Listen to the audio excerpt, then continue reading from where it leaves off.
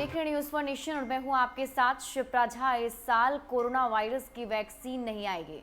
जी हां, पहले से उम्मीद जताई जा रही थी कि शायद इस साल के अंत तक कोरोना वायरस का वैक्सीन आ जाए। खबर ये भी थी कि 15 अगस्त को शायद कोरोना वायरस के वैक्सीन को लॉन्च किया जाएगा, लेकिन इस पर अब सब कुछ साफ हो चुका है। संसदीय समिति की जो बैठक हुई, उस बैठक के बाद जो जानकारी सामने आ रही है उसमें बताया गया है कि 2020 में टीका का आना संभव नहीं है। हालांकि ये जरूर बताया गया कि 2021 के शुरुआती दौर में टीका जरूर आ सकता है, यानी कि वैक्सीन बनकर तैयार हो सकता है, लेकिन 2020 में हमें कोरोना वायरस के साथ ही जीना पड़ेगा। 2020 के अंत तक कोई भी वैक्सीन नहीं आने वाला है।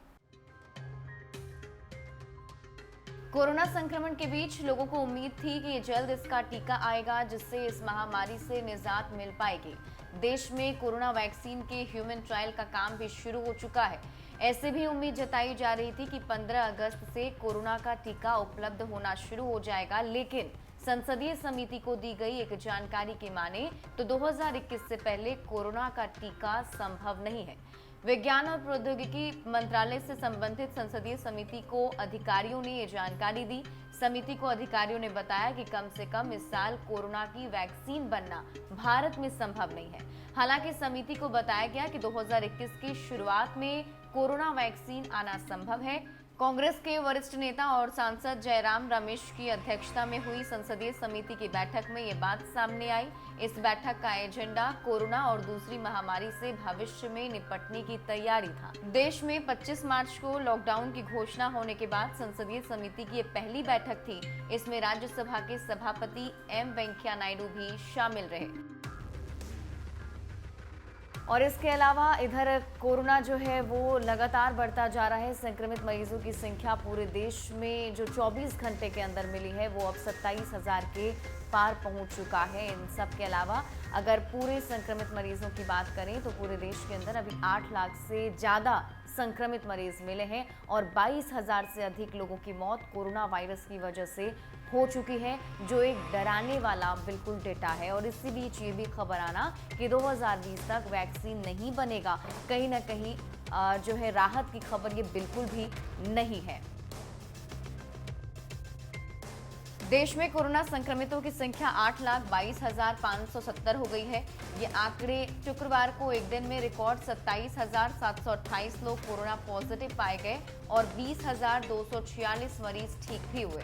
इसके पहले गुरुवार को भी 25,790 लोग ठीक हुए थे और 2 जुलाई को 19,999 लोग ठीक हुए थे, यानी कि जो ठीक होने की रेटिंग है वो काफी ज्यादा अच्छी है। लेकिन इसी बीच लगातार संक्रमित मरीज भी अलग अलग जगहों से मिल रहे हैं। सबसे ज्यादा जो केस सामने आया है वो महाराष्ट्र में है।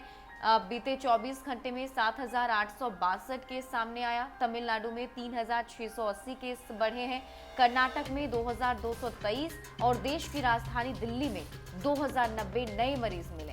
इसके अलावा आंध्र प्रदेश में 1,608, उत्तर प्रदेश में 1,338, तेलंगाना में 1,278 और पश्चिम बंगाल में 1,198 मरीज मिले हैं।